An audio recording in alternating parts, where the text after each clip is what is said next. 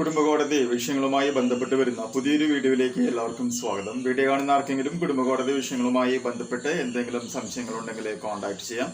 WhatsApp number +91 79 94 97 14 19.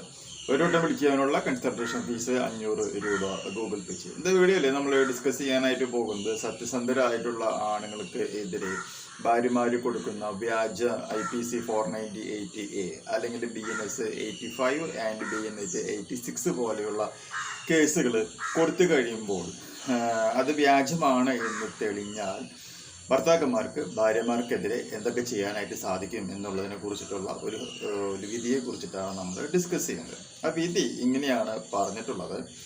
അതായത് high court allows husband's damage suit against wife to proceed, rejecting her bid to dismiss his malicious prosecution claim arising from a 498A case എന്നുള്ളതാണ് ഇവിടെ കൊടുത്തിട്ടുള്ളത്.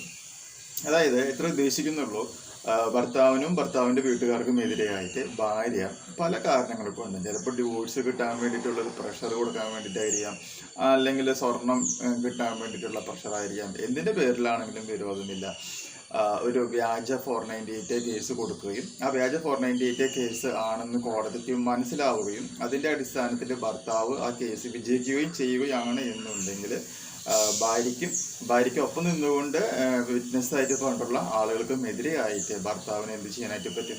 Malicious prosecution എന്ന് പറയുന്ന ഒരു method ഉപയോഗിച്ചുകൊണ്ട് അവർക്ക് എതിരെയായിട്ട് case file ചെയ്യുവാനായിട്ട് സാധിക്കും എന്ന് തന്നെയാണ് കോടതി പറയുന്നത്. അപ്പോൾ ഈ ഒരു സിറ്റുവേഷൻ അഭിമുഖീകരിച്ചിട്ടുള്ള ഭർത്താവ് ഭാര്യയ്ക്ക് എതിരെയായിട്ട് മെലീഷ്യസ് പ്രോസിക്യൂഷൻ എന്ന് പറയുന്ന ഒരു കേസ് ഫയൽ ചെയ്തപ്പോൾ ഭാര്യ അത് കളയണമെന്ന് കോടതിയോട് പറഞ്ഞപ്പോൾ ഭാര്യയുടെ ആ ഒരു ആവശ്യം കോടതി നിരാകരിക്കുകയും ഭർത്താവിന് അനുകൂലമായി ഭാര്യയ്ക്കെതിരെ മെലീഷ്യസ് പ്രോസിക്യൂഷൻ എന്ന് പറയുന്ന പരിപാടി കണ്ടിന്യൂ ചെയ്യുവാനായിട്ട് കോടതി അനുവദിക്കുകയും ചെയ്തിട്ടുണ്ട് എന്നുള്ള വളരെ സന്തോഷകരമായിട്ടുള്ള ഒരു കോടതി വിധിയാണ് ഇവിടെ ഉണ്ടായിട്ടുള്ളത്. ഈ വിധി വന്ന ഡേറ്റ് എന്ന് പറയുന്നത്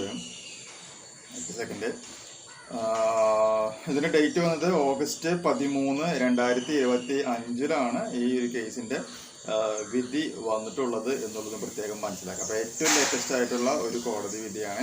അപ്പോൾ അതുകൊണ്ട് തന്നെ ഇതുപോലെ സിറ്റുവേഷനിൽ പെട്ടു നിൽക്കുന്ന ആരെങ്കിലും ഉണ്ട് എന്നുണ്ടെങ്കിൽ നിങ്ങൾക്കും ഈ കോടതി വിധിയുടെ ആനുകൂല്യങ്ങൾ ഉപയോഗിക്കുവാനായിട്ട് സാധിക്കും എന്നുള്ളൊരു കാര്യം പ്രത്യേകം മനസ്സിലാക്കാം. സോ ഈ ഇൻഫോർമേഷൻ നിങ്ങൾക്ക് യൂസ്ഫുൾ ആയിട്ടുണ്ടെങ്കിൽ തീർച്ചയായും നമ്മുടെ ചാനലിലേക്ക് ഒന്ന് സബ്സ്ക്രൈബ് ചെയ്യാം.